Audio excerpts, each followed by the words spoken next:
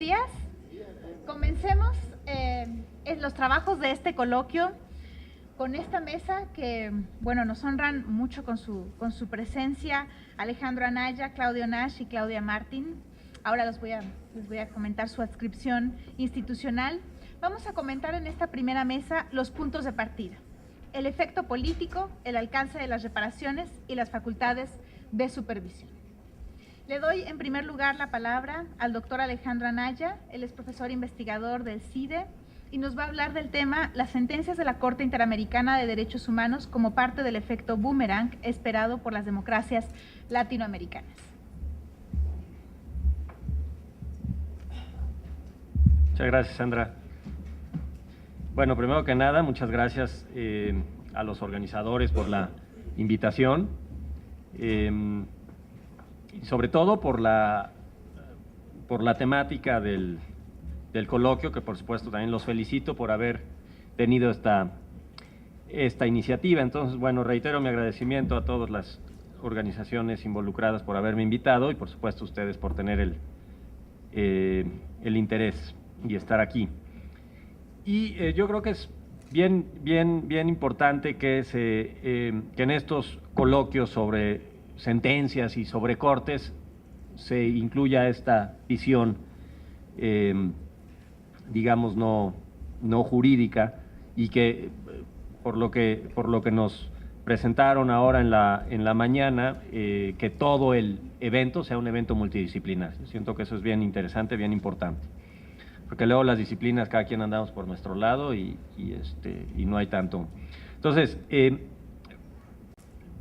como más o menos lo sugiere el título que les comentó Sandra, de lo que voy a comentarles en esta mañana, mis comentarios vienen desde la perspectiva de toda una literatura de relaciones internacionales que aborda la manera en que los actores internacionales de distintos tipos y de distintas características, entre los cuales están las cortes, por supuesto,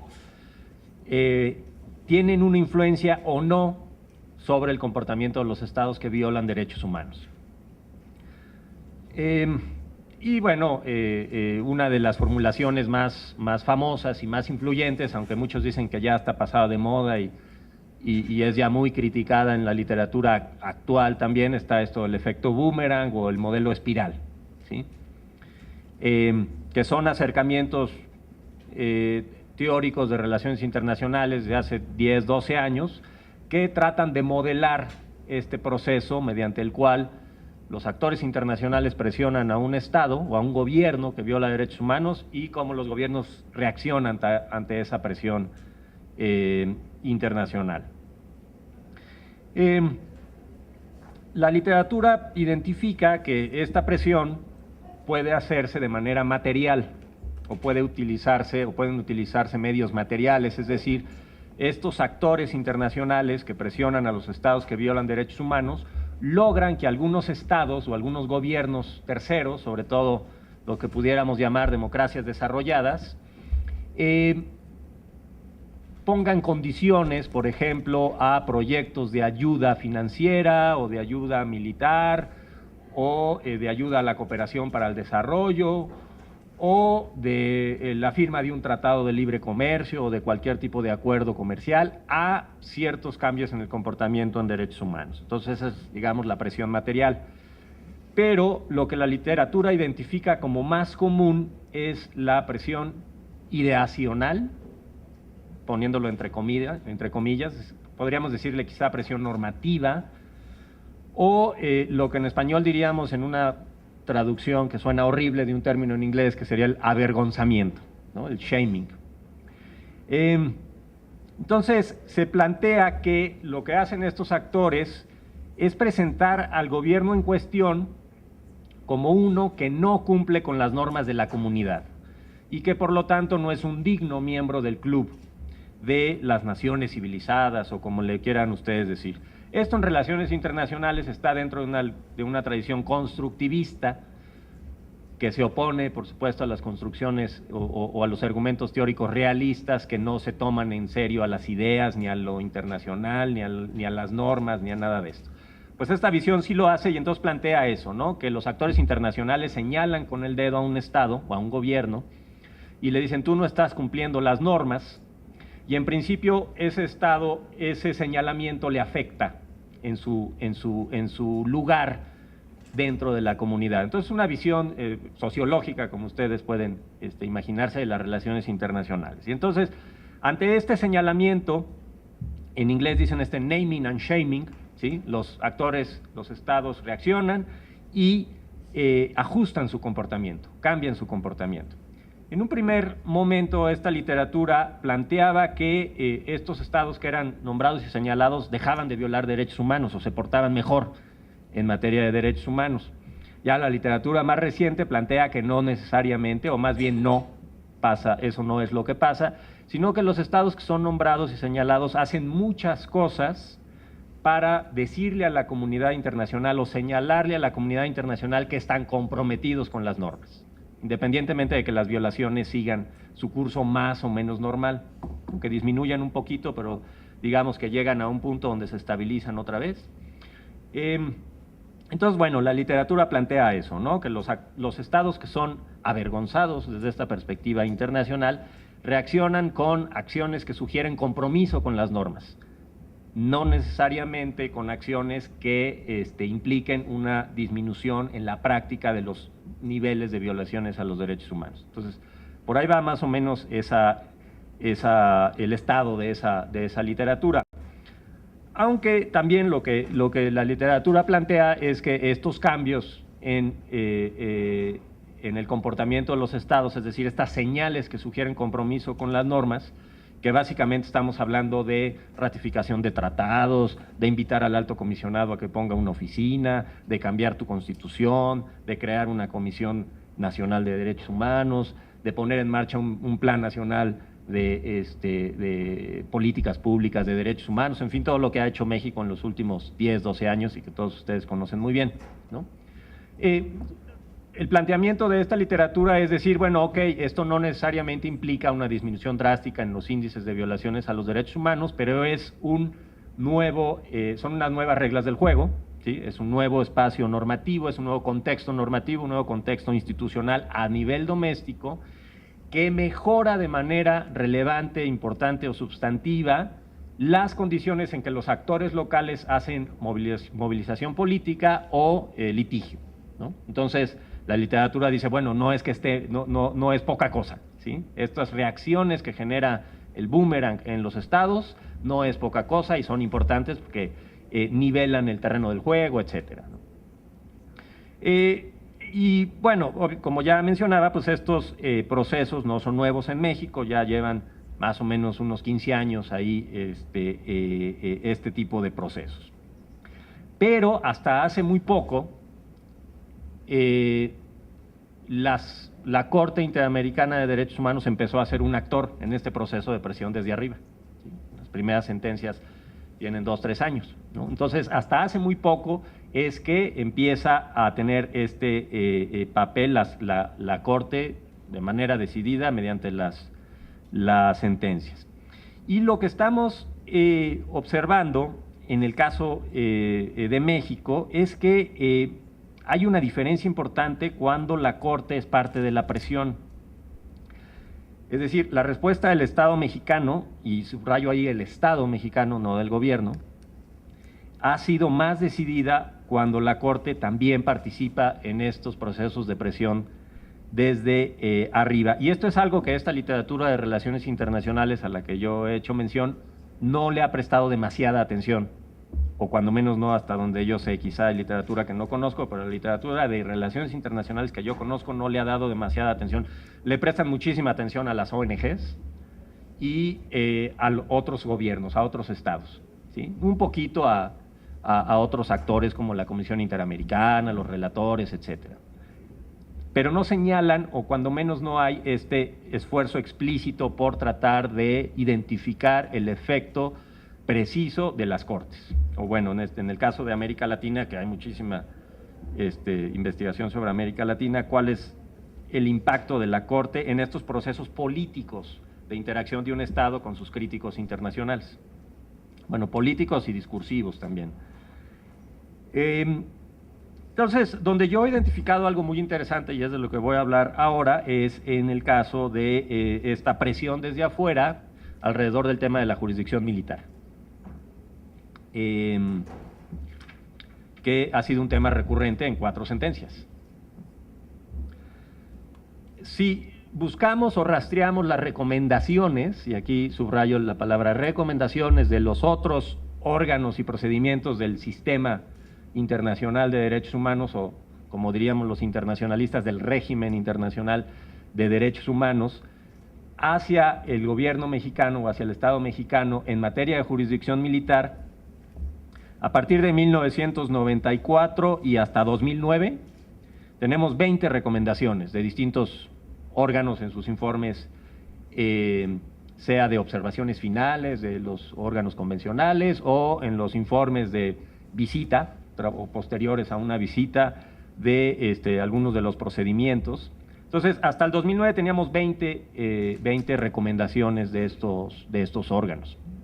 Y ahora voy a llegar a eso, pero lo adelanto, pocas reacciones del Estado mexicano, ¿no? Ante estas recomendaciones del Comité de Derechos del Niño, el Relator Especial contra la Tortura, el Comité de Derechos Humanos, el relator o los relatores de ejecuciones, el Grupo de Trabajo de Detención Arbitraria, etcétera. Si les interesa esto, les recomiendo que busquen en la página www.recomendacionesdh.mx y ahí pueden encontrar todas las recomendaciones que estos órganos le han hecho a México desde 1994. Ahora, algo interesante en este tema es que a partir de 2009 ejercicio de recomendaciones de estos órganos internacionales sobre el tema de la jurisdicción militar tuvo, si ustedes me permiten la expresión, una explosión. O sea, hubo más recomendaciones a partir de 2009. De 2009 a 2011 tenemos 11, ¿sí? En estos 3 años, 11 recomendaciones. Además de, también de 2008 a la fecha, en un mapeo que he hecho al respecto, de 2008 a 2011, todos los informes anuales del Departamento de Estado de Estados Unidos incluyen el tema de jurisdicción militar. Igual todos los informes anuales, por supuesto, de Amnistía y de Human Rights Watch incluyen este tema.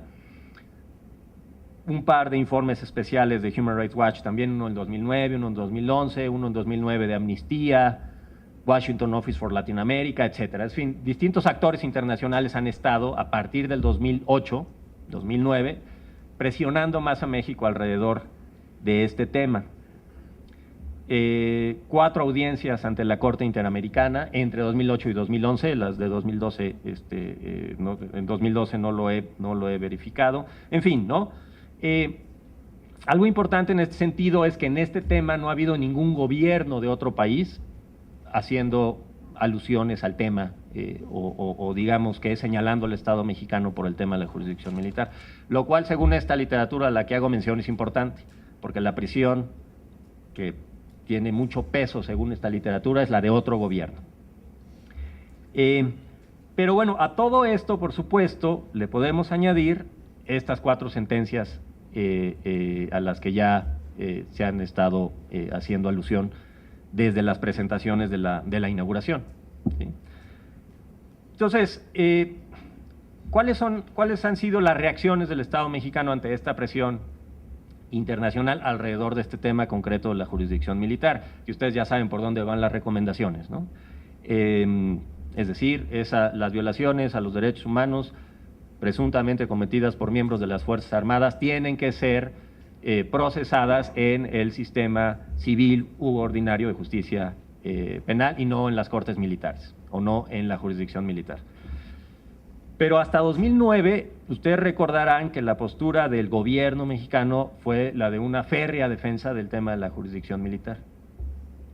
En 2009, ustedes recordarán, el gobierno mexicano aceptó todas las recomendaciones que le hizo el Consejo de Derechos Humanos a través del examen periódico universal, menos un grupo chiquito de recomendaciones, entre las cuales estaban las de jurisdicción militar, también las de arraigo y no me acuerdo qué otras, ¿no? Pero eran muy poquitas y todas las de jurisdicción militar se rechazaron. Y ante el Consejo de Derechos Humanos, la representación mexicana planteó que el sistema de justicia penal militar funcionaba bien, siguiendo los principios universales del debido proceso y que siempre investigaban y siempre procesaban todos los casos, ¿no? Ese era su discurso. El sistema funciona bien, no tenemos que hacerle nada. Quizá también se acuerden en 2009 de la reacción del gobierno mexicano ante el informe de Human Rights Watch, de impunidad uniformada, ¿no? Una respuesta muy fuerte, muy incluso medio visceral, ¿no? Del propio presidente Calderón, quien volvía a insistir en que las instituciones militares perseguían con eficiencia los abusos cometidos por militares, y acuérdense que retó a sus críticos de que diera evidencia, y aquí es una cita, de un caso, un solo caso en el que no haya actuado la autoridad, en que se hayan violado los derechos humanos, en que no hayan respondido las autoridades competentes para castigar a quien haya abusado de sus competencias legales, sean policías, sean soldados o cualquier otra autoridad. Fin de la cita. Entonces, hasta 2009 tenemos esta defensa férrea del sistema de jurisdicción militar. Ahora, tras la adopción de la primera sentencia y después de las otras 3 sentencias de 2010, y también, si ustedes quieren, de las otras acciones de avergonzamiento de los otros actores que ya mencioné, el gobierno de Calderón empieza a cambiar su discurso, y ahí subrayo el término discurso, ¿sí? Pero lo empieza a cambiar. 2010, recuerden, presenta una reforma para, una iniciativa para reformar el tema de la jurisdicción militar, que fue muy criticada porque tenía varias limitantes, etcétera. No voy a entrar a eso, pero si ustedes leen la iniciativa, perdón, la formulación de motivos de esa iniciativa, el discurso del gobierno mexicano es: no, pues sí lo tenemos que modificar porque tiene algunos problemas, ¿sí? Y en esa justificación de motivos de la iniciativa, el Estado dice explícitamente, el gobierno dice explícitamente que es una reacción a la sentencia Radilla, lo dice con todas sus palabras. Por eso estoy enviando esta iniciativa, porque nos dijo la Corte, casi, ¿no? Entonces, eso fue muy interesante. Ya después, si el gobierno no impulsó la reforma y todo lo que ustedes quieran, es otro indicador interesante, pero el discurso comenzó a cambiar. También algo significativo, ustedes recordarán el discurso del presidente Calderón el 9 de diciembre de 2011 en el marco de la entrega del Premio Nacional de Derechos Humanos de ese año, cuando públicamente dijo que ya le había dado instrucciones a la Oficina Legal de la Presidencia y no me acuerdo a qué otra, y a la Secretaría de Gobernación, para que nutrieran el debate en el Senado sobre la reforma al sistema de justicia militar, y públicamente también ahí dijo que había girado instrucciones a la PGR y a la Secretaría de la Defensa Nacional para que todos los casos, mientras se hiciera una reforma al 52 del Código de Justicia Penal Militar, se fueran a la justicia ordinaria, ¿no? Entonces, este mismo discurso de decir sí lo vamos a hacer, sí vamos a reformar esto, y mientras tanto, pues que se vayan yendo para allá. En las audiencias de 2011 ante la Corte Interamericana de Derechos Humanos, también los representantes del Estado mexicano decían: no, pues sí, ya mandamos una reforma y estamos totalmente comprometidos con las sentencias de la Corte a cumplirlas, y de hecho ya de motu propio todos los casos los estamos mandando al sistema de justicia ordinaria. Entonces había ya un discurso, al menos ante estas instancias internacionales, señalando que se estaban haciendo las reformas, etcétera, ¿no? Que había algo mal con el sistema y que había que cambiarlo. Y si ustedes revisan la prensa de los días posteriores a cada una de las 4 sentencias que abordan el tema, ¿sí?, la respuesta oficial, o si buscan los comunicados, también están los comunicados de prensa de los, perfecto, de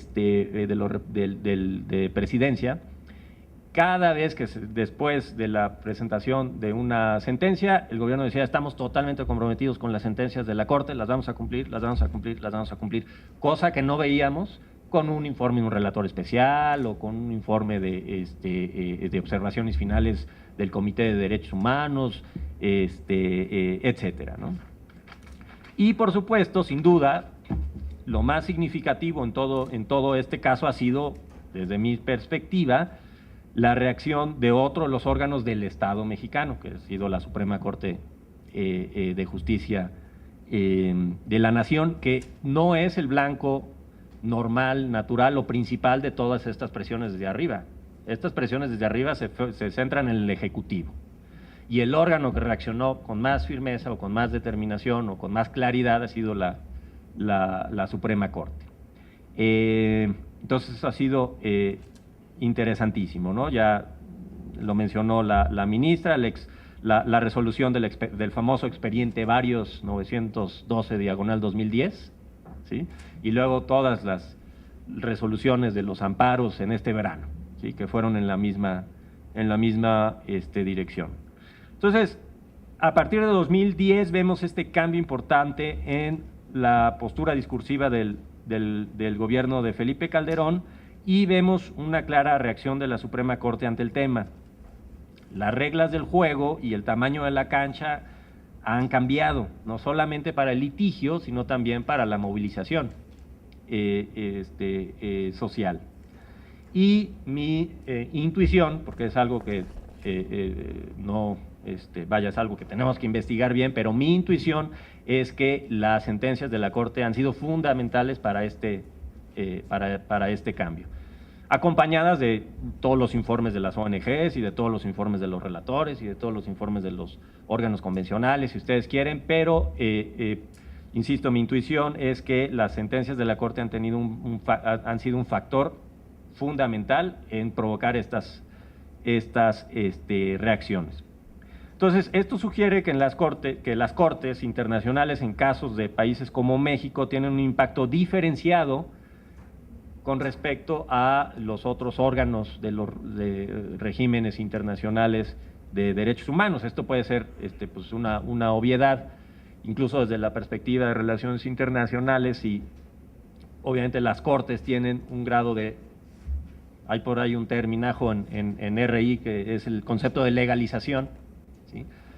Y las cortes son órganos o instituciones internacionales mucho más legalizadas que el resto de la maquinaria de derechos humanos internacional. Ese concepto de legalización se basa en tres componentes: obligatoriedad, precisión y delegación, ¿sí? Entonces, entre más obligatoria sea las determinaciones de una instancia internacional, hay más legalización. Entre más precisión tengan las resoluciones de esa institución internacional, hay más legalización, y entre más delegación tenga ese órgano, pues hay más legalización. Aunque también algo interesante que dejo nada más ahí sobre la mesa como reflexión es la cultura jurídica en México, ¿no? Toda esta tradición del derecho internacional, el derecho internacional, el derecho internacional, y a lo mejor eso es lo que a los propios jueces les ha estado llevando a… Pero vaya, eso es lo que hay que investigar, eso es lo que reflexionar, eso es lo que hay que discutir, pero sí identifico o planteo que las sentencias de la Corte han tenido un impacto mucho mayor que todo lo demás. Gracias, aquí la dejo.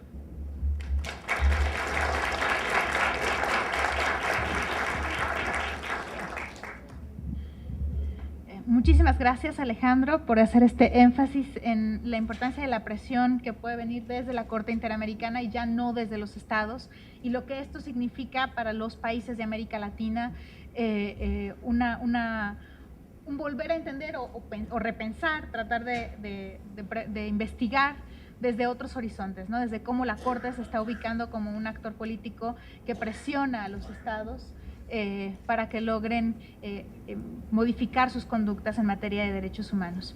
Le doy ahora la palabra al doctor Claudio Nash. Él es director del Centro de Derechos Humanos de la Universidad de Chile y va a compartir con nosotros el tema: el alcance de las reparaciones emitidas por la Corte Interamericana de Derechos Humanos y su impacto en la transformación jurídica, política y social a nivel interno. Muchas gracias, Sandra. En primer lugar, agradecer a los organizadores y la oportunidad de compartir algunas reflexiones sobre este tema.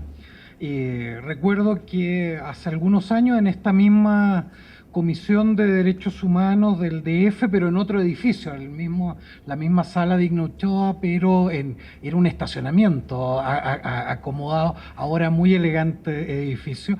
Pero el tema era también reparaciones. Lo interesante es el punto de partida, me parece, que dice mucho de lo que ha pasado desde el 2004 hasta hoy, porque en esa época recuerdo que la pregunta que uno se hacía y a la cual éramos invitados a conversar era ¿qué era esto de las reparaciones? Y si se podía reparar violaciones de derechos humanos, ¿en qué pasaba? ¿En qué consistía esta cuestión? Hoy día la invitación y el punto de partida ya tiene que ver sobre el alcance, tiene que ver sobre el seguimiento, tiene que ver sobre el impacto que esto tiene en el ámbito interno. Es decir, no solo ha cambiado el espacio físico desde donde discutimos, sino que también se ha avanzado bastante, me parece, desde el punto de vista más de fondo. Ahora, la presentación que hace Alejandro es interesante porque nos obliga a precisamente volver la vista hacia el sistema internacional. Este impacto que el sistema internacional, dice él, está teniendo, y en particular la Corte en México, uno debiera aún obligarlo a preguntarse por el rol que tiene la Corte Interamericana, en particular en materia de reparaciones. Es decir, si este rol transformador, este rol de impacto en el ámbito interno, más allá de la víctima, es un rol que está jugando el sistema o pretende jugar el sistema de derechos humanos, no solo en los casos de México, sino que ya como una política jurisdiccional. Y la pregunta sobre la legitimidad que puede tener este juego más allá del caso individual. Me parece que ahí todavía, y eran preguntas que ya nos veníamos formulando el 2004, en ese seminario, en este mismo recinto, sino me parece que son preguntas que todavía mantienen cierta vigencia.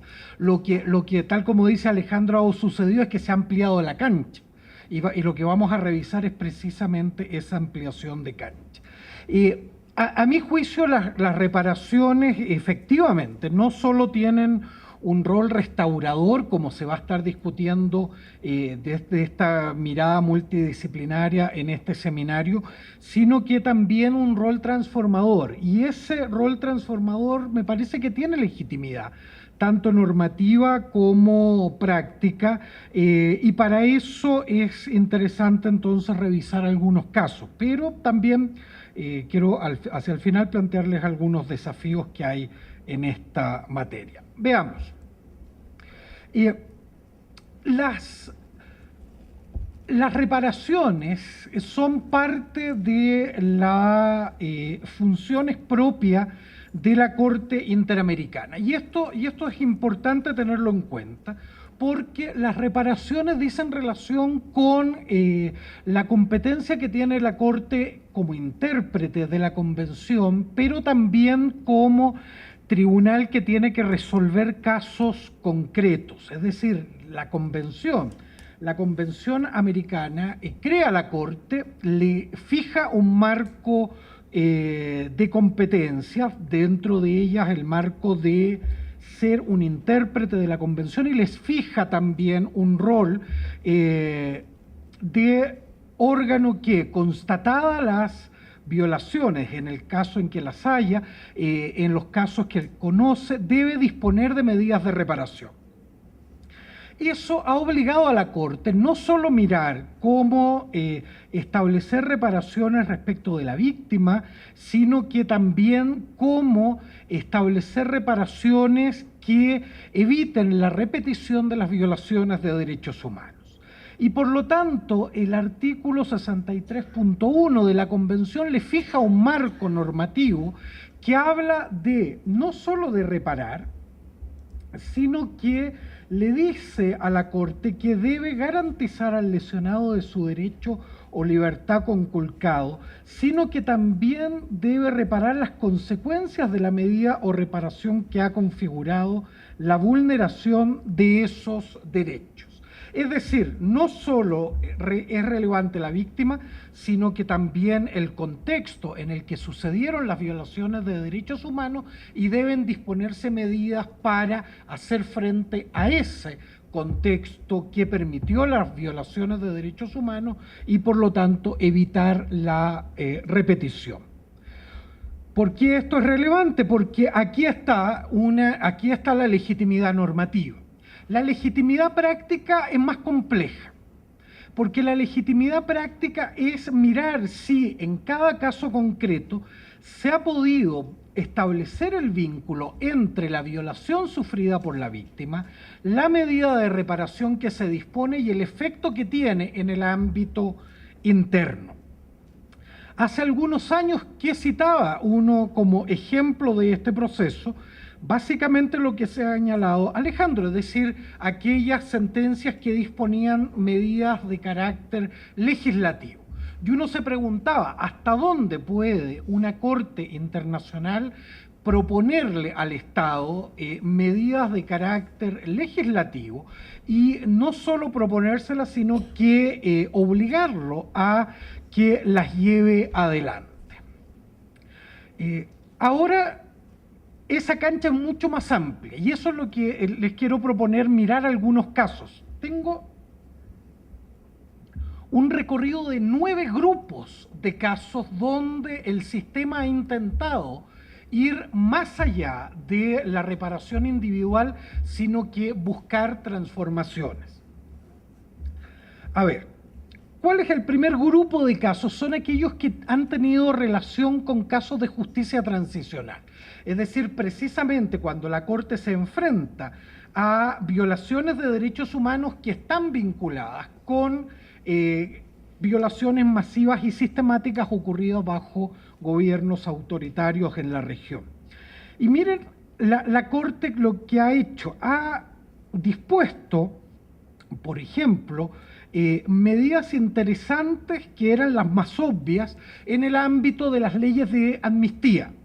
¿Por dónde partió? Partió por las leyes de autoamnistía. Barrios Altos, en su época Almonacid, pero recientemente la Corte ha dado un paso más allá y ya no solo se ha referido a la ilegitimidad de las leyes de autoamnistía, sino que también de las leyes de amnistía. El caso Hellman versus Uruguay, además una ley de amnistía que había pasado por 2 procesos de consulta a la ciudadanía. Es decir, buscar un mayor impacto jurídico, social, de estructura institucional, que ese es difícil plantearse. Es decir, es aquí entrar al núcleo, a la esencia de la discusión democrática, es decir, cuál es el límite de una democracia y hasta dónde las obligaciones internacionales del Estado se transforman en una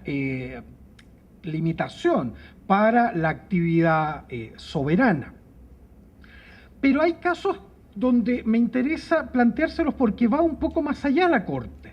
En el caso Almonacid con Chile, la Corte por primera vez planteó que la verdad histórica era relevante, pero no era suficiente, y esta no reemplazaba la verdad judicial, cuestión que luego lo ha seguido sosteniendo en varios casos. Nuevamente, esto es muy relevante desde el punto de vista de los diseños institucionales en procesos de democratización.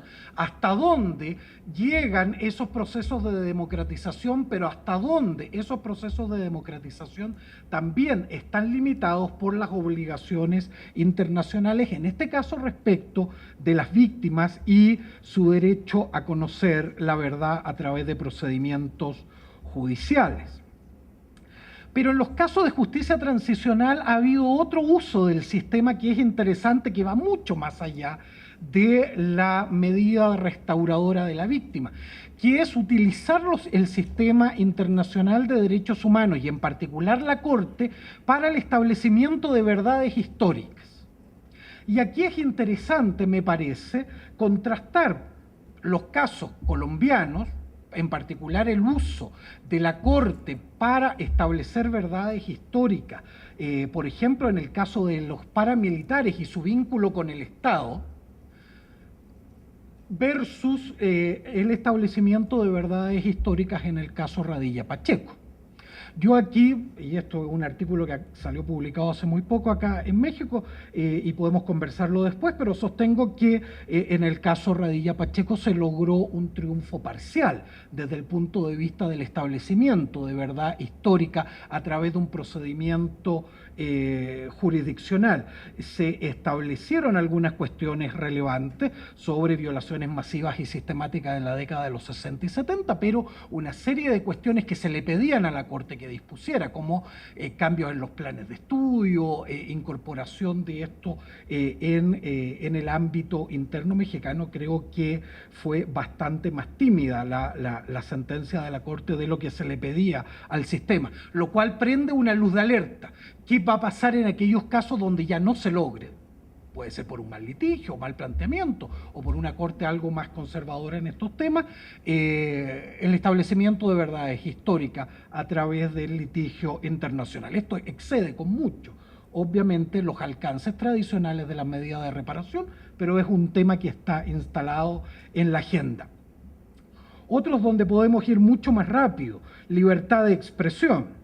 Es decir, temas de censura previa, en el caso de la última tentación de Cristo, todo el trabajo en las leyes de desacato en el ámbito internacional, las formas de utilización de medios penales como responsabilidad ulterior en casos de libertad de expresión para proteger la honra, sin lugar a dudas son una serie de casos que tienen que ver con la estructura y el diseño al interior del Estado, mucho más allá del caso individual. Lo mismo uno puede decir en casos de debido proceso. Toda la jurisprudencia de la Corte en los casos de Perú sobre juez natural, que luego tiene impacto en lo que ustedes han conversado acá en México sobre justicia militar. El caso Herrera Ulloa y el sistema de recursos, el establecimiento de recursos más allá de el que establecía la legislación interna y modificar todo el sistema de recursos penales y de otro tipo a la luz de un fallo de la Corte Interamericana, cuestión que hoy de hecho sigue Costa Rica en eso, va mucho más allá del caso individual y tiene que ver con todo un diseño jurídico al interior del Estado. En el caso de Argentina, en su minuto la discusión, en el caso Bulacio, sobre las racias al interior del Estado argentino, es decir, la posibilidad de establecer privaciones de libertad masiva para control de identidad, cuestión que al Estado federal le parecía que no era correcto, pero los estados sí la mantenían, y el uso del sistema internacional como una forma de presionar a estos estados, donde el Estado federal se allana, pero le pide a la Corte que se pronuncie de todas maneras sobre el tema. Es un uso absolutamente distinto del sistema internacional para tener impacto al interior políticamente del Estado que se ve envuelto en un litigio. Y eso a la luz de un caso sobre libertad personal, nuevamente, excede con mucho la situación de la víctima. En derechos políticos, ¿para qué hablar de el intento que se hizo en algún momento acá, en un caso respecto de México, el caso Castañeda, de modificar toda la relación entre elecciones y participación solo vía partidos políticos? La Corte no accede a ese paso, pero lo relevante es el intento ahí de utilizar el sistema internacional para modificar la estructura de diseño político de un Estado. En la misma línea de modificación del diseño político, el caso Yatama versus Nicaragua, que modificaba el sistema político, y ahí con algo de mayor éxito, desde el punto de vista de los derechos de pueblos indígenas.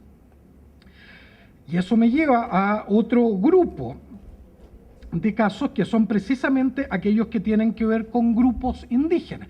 Es decir, en los casos de los grupos indígenas se ha ido mucho más allá también del caso individual, y lo que se ha buscado son transformaciones en el ámbito de el diseño de la relación entre el Estado y los grupos indígenas, atendida las particulares condiciones de exclusión y discriminación estructural en la que se encuentran estos pueblos en muchos de nuestros estados, por no decir en todos, y las particularidades culturales que permiten el pleno goce y ejercicio de los derechos.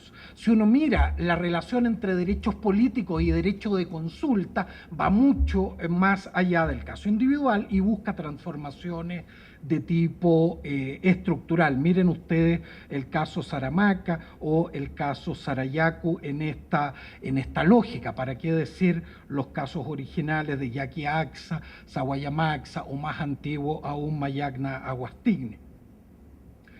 En esta misma línea de problemas estructurales que se enfrentan a través de casos individuales, pero que buscan un efecto más allá de él, miren ustedes la situación de privados de libertad. El caso Boyce, donde la Corte entró al tema de las condiciones carcelarias a partir del artículo 5 de privación de libertad en condiciones dignas, pero en particular la prohibición de tortura y otros tratos crueles, inhumanos y degradantes, que le permita a la Corte dar un paso más allá en su jurisprudencia y decir, ok, usted puede tener problemas de dinero, problemas para cubrir los gastos, yo entiendo esas razones, pero cuando usted ha sobrepasado ciertos límites, en este caso de las situaciones de hacinamiento y otras que provocan afectaciones a los derechos humanos graves, esta excusa deja de tener validez. Eso obviamente implica toda una relación distinta del derecho internacional y el derecho interno en el ámbito económico, en la satisfacción de derechos con ciertos mínimos que establece no el ámbito interno, no la política interna, sino que el ámbito internacional. Cambios culturales. ¿Para qué hablar del tema de derechos de la mujer que está tan en el centro de la discusión en este país? Es decir, el impacto que han tenido el caso penal Castro y Castro, el impacto que ha tenido y ha pretendido tener más allá del caso mexicano, el de Campo Algodonero, implica la búsqueda de transformaciones culturales al interior de nuestras sociedades a partir de un caso individual. Es decir, una pretensión por parte de la Corte de que sus fallos tengan un alcance ya no solo de estructura, de diseño institucional, no solo estructura política, estructura económica, sino que también de estructuras culturales. Y por último, los fallos recientes sobre control de convencionalidad, que de una u otra manera es lo que nos tiene sentados acá.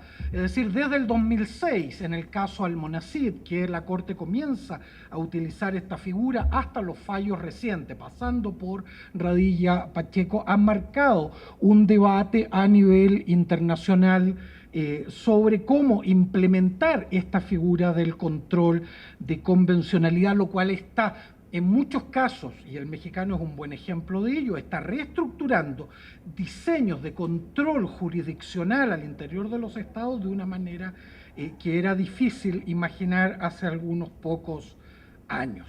Para ir concluyendo, claramente me parece que la jurisprudencia internacional, es decir, la jurisprudencia de la Corte, tiene efectivamente un impacto o busca tener un impacto más allá de la restauración de la víctima. Y ese impacto tiene relación con la búsqueda de transformaciones al interior de los estados. Para que eso sea legítimo necesita base normativa, me parece que existe, y necesita base práctica. Y la base práctica, la gran pregunta que uno debiera formularse es, si este grupo de sentencias, ¿cuál es el impacto que están teniendo en la realidad? Si la Corte solamente tiene una idea de que esto puede impactar, pero en la realidad no pasa nada de lo que ella pretende, probablemente esto termine empañando su legitimidad. De ahí que lo que van a ver con Claudia es absolutamente vital, que son los procesos de seguimiento de estas medidas transformadoras. Y por último, la legitimidad de estas medidas. La legitimidad de estas medidas, y esto lo vamos a conversar más largo mañana, pero me parece que está precisamente en satisfacer a las víctimas, pero también en hacer esto dentro del ámbito de la competencia y las funciones que le han sido asignados a la Corte. Porque si no, la posibilidad cierta de que esto se deslegitime por la mirada del otro actor relevante, que son los estados, es tremendamente alta. Pero eso lo vamos a ver mañana. Muchas gracias.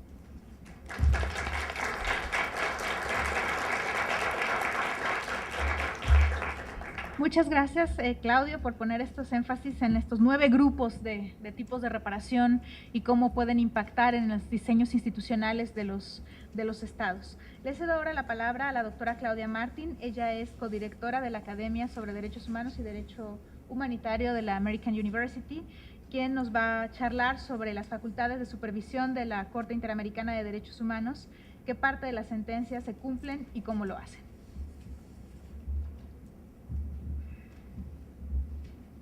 Bueno, muchísimas gracias también por la invitación. Para mí es un gran placer venir a la Comisión de Derechos Humanos del DF y también venir a México. Yo tengo una historia que antecede a la de Claudio. Nosotros empezamos a trabajar con un proyecto que también estuvimos involucrados con Alejandro aquí sobre la difusión del derecho internacional de los derechos humanos en el 2000.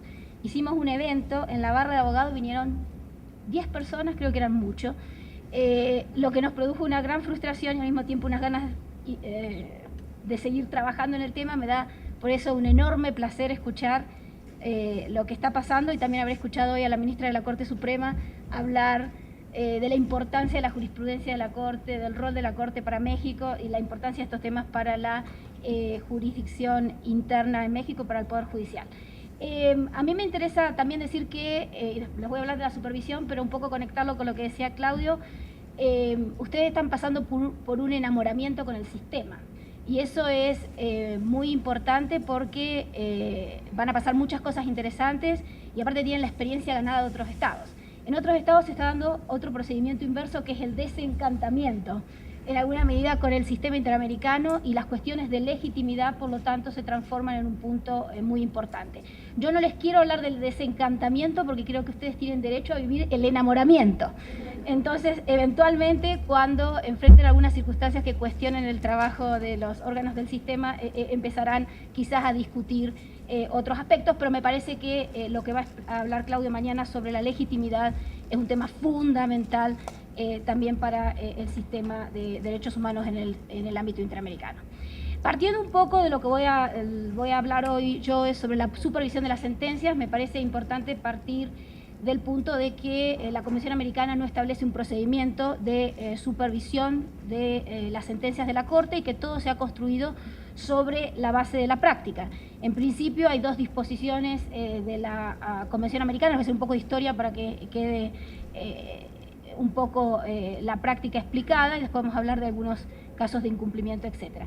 2 disposiciones importantes de la Convención Americana, el artículo 67 de la Convención que establece que los fallos de la Corte son definitivos e inapelables, el artículo 68 de la Convención Americana, perdón, que establece que los estados partes de la Convención se comprometen a cumplir con la decisión de la Corte en todos casos en que sean partes, es decir, de nuevo la naturaleza obligatoria de las sentencias de la Corte.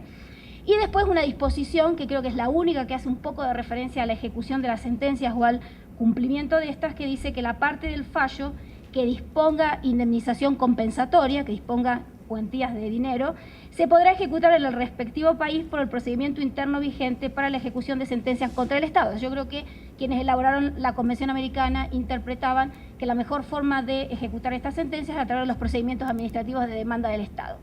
Que yo quizás esté desactualizada, pero tengo la impresión de que ningún Estado lo tiene bien implementado, con algunas excepciones que hay leyes, pero no, este aspecto de la Convención no está bien implementado en ninguno de los Estados partes de la Convención Americana.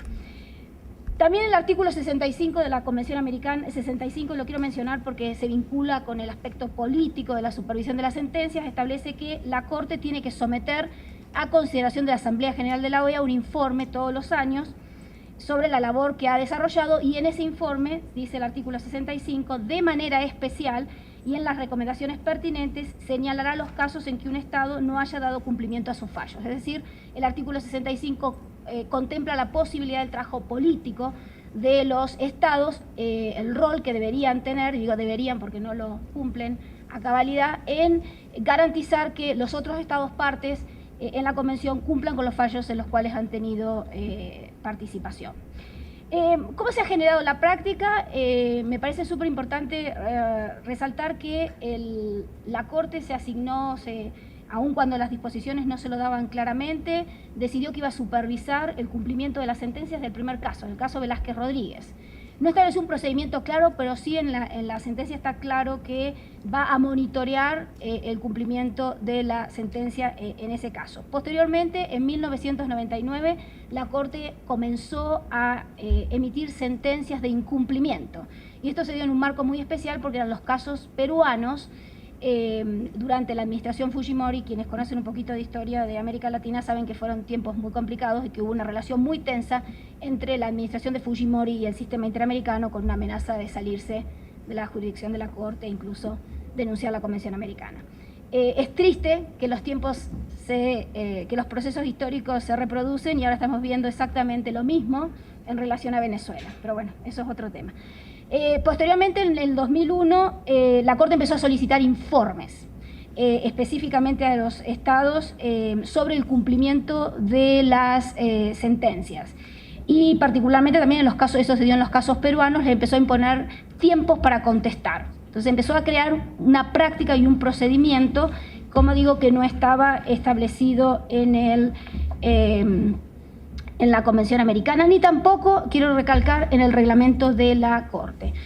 Esta práctica de solicitar informes, de establecer calendarios para que el Estado cumpliera, generó un caso que se llama el caso Baena, que es un caso en contra de Panamá, donde el Estado panameño cuestionó que la Corte Interamericana tuviera la facultad de ejercer la supervisión de las Cortes de esta manera. Y resaltó que para eso estaba el artículo 65, que el cumplimiento y la supervisión del cumplimiento de las sentencias lo tenían que hacer los Estados a través de los órganos políticos, es decir, a través de la Asamblea General. La Corte interpretó todas las disposiciones que les mencioné para confirmar y afirmar que tenía la facultad de supervisar sus sentencias. Y una cosa muy interesante, ningún Estado dijo nada.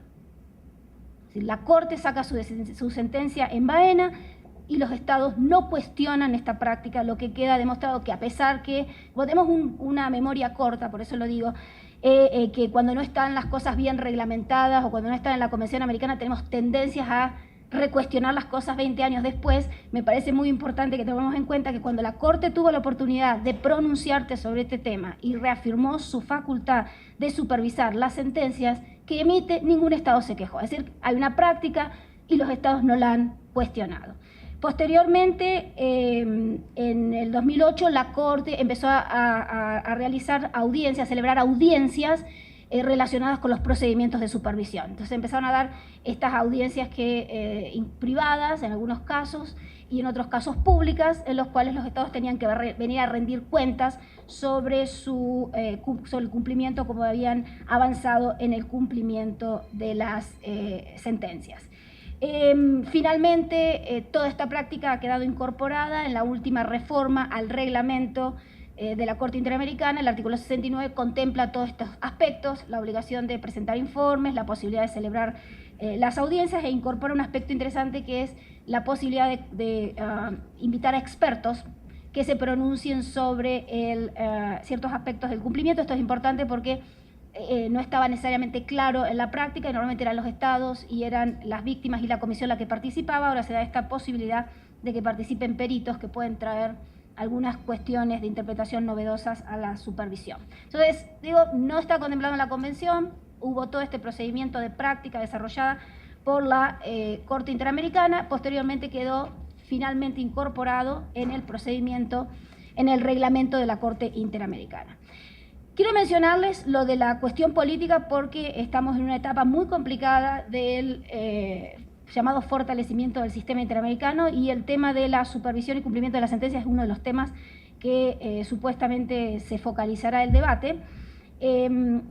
Como les decía, el artículo 65 de la Convención establece la obligación de la Corte de presentar un informe y de señalar a aquellos estados que han incumplido específicamente con las sentencias de la Corte. Cansado Trindade en algún momento trató y propuso de que sobre la base de este artículo se creara un órgano político similar al Consejo de Ministros en el sistema europeo para que ejerciera presión sobre los estados incumplidores, pero obviamente todos sabemos muy bien que la dinámica política del hemisferio es muy complicada y nunca pudo avanzarse. También él trató de utilizar el tiempo que le daban en la Asamblea General para señalar estados que no cumplían, y lo hizo en relación a Fujimori, con todas las sentencias, particularmente en esa época de tensión cuando el gobierno peruano quería retirarse del sistema, y también lo hizo en relación a Trinidad y Tobago cuando desatendió unas medidas provisionales en las cuales la Corte le había indicado o ordenado que no ejecutara a uno de los peticionarios porque se encontraba en debate si la aplicación de la pena de muerte en ese país, la aplicación de la pena de muerte obligatoria en ese país era compatible con la Convención Americana. Entonces, el presidente de la Corte, que en ese momento era Antonio Casado, trató de utilizar el mecanismo, no fue a ningún lado, como ustedes saben, o no sé si saben, Trinidad y Tobago eventualmente denunció la Convención Americana. Entonces, a los ojos, de todos los participantes, de todos los miembros del Estado, de la Organización de Estados Americanos, sin que nadie se pronunciara. Es decir, se dio la posibilidad de que los órganos políticos participaran y estos no hicieron nada. Y como digo, han refrendado absolutamente la práctica de la Corte de supervisar las sentencias. Esto no quiere decir que los órganos de la OEA no deberían tener un rol. De hecho, yo creo que todas las organizaciones de la sociedad civil que participan en el sistema consideran que los órganos políticos de la OEA tienen que tener un rol de presión en el cumplimiento de las sentencias, pero hasta ahora esto no se ha dado. Yo creo que funciona el efecto de la gallina, como dice en inglés, del chicken, y que no hay ningún Estado que esté dispuesto a criticar a otro en el ámbito político regional. Esto entonces un poco es el marco jurídico y práctico de cómo se supervisan las sentencias de la Corte. La Corte emite su sentencia y luego solicita informes a los Estados, eventualmente hace audiencias que pueden ser públicas o privadas, y al final de ese procedimiento va emitiendo resoluciones de cumplimiento. Si a ustedes les interesa seguirlas, estas resoluciones son públicas y han generado en alguna medida una jurisprudencia, si ustedes quieren, o una práctica de cómo la Corte aproxima la supervisión o evalúa el cumplimiento de las sentencias en los casos. Fuera de esta cuestión más formal, me interesaría que discutiéramos cuál es la situación de la supervisión de las sentencias actualmente. La Corte Interamericana en el 2011 emitió 32 resoluciones de cumplimiento. No, me parece que no hizo audiencia en todos los casos, pero sí tuvo una actividad muy grande en esta materia, le da un porcentaje importante de su tiempo a la supervisión, y en el último informe ha evaluado que tiene 124 casos contenciosos sobre los cuales todavía sigue supervisando el cumplimiento de la sentencia. La Corte, por supuesto, dice no todos los casos están incumplidos, solo en algunos casos existen solo ciertos aspectos, pero hasta que no se cumpla totalmente no los podemos cerrar. ¿Cuáles son las reparaciones que la Corte otorga? Rápidamente, para que ustedes entiendan que supervisa: las reparaciones económicas o de naturaleza compensatoria. Tiene unas reparaciones que llaman medidas de satisfacción, que tienen que ver normalmente con este tipo de reconocimientos de responsabilidad de parte del Estado, que tienen que ver con la publicación de las sentencias, que tienen que ver con otorgarle un nombre a una escuela, por ejemplo, que recuerde o dignifique el nombre de la víctima en algún caso. Están las medidas de rehabilitación, que son aquellas que tienen que ver, por ejemplo, con la prestación, cuando la Corte ordena que el Estado preste servicios médicos o psicológicos a la víctima o a los familiares. Y después están las medidas que llaman de no repetición, que incluyen, por un lado, los cambios legislativos y, por otro lado, la famosa obligación de investigar y castigar. Ha existido algunos trabajos de naturaleza cuantitativa, un trabajo, si les interesa saber, un trabajo realizado por la ADC, que es una organización de derechos humanos, la Organización de los Derechos Civiles en Argentina, que ha evaluado, ha hecho un estudio del cumplimiento cuantitativo de las sentencias. También yo tengo un colega que se llama David Baluarte, que ha estudiado esto y ha publicado algunos papers interesantes sobre la materia, y todos ellos han concluido, para que ustedes tengan algunas cifras, que si uno categoriza las reparaciones de la forma que yo se las expliqué, las medidas de naturaleza compensatoria se cumplen en un 60%, que las medidas de satisfacción se cumplen aproximadamente en un porcentaje similar, que las medidas de reparación, que las medidas de rehabilitación se cumplen casi nada. Creo que algunos de estos trabajos son un poco antiguos, quizás había que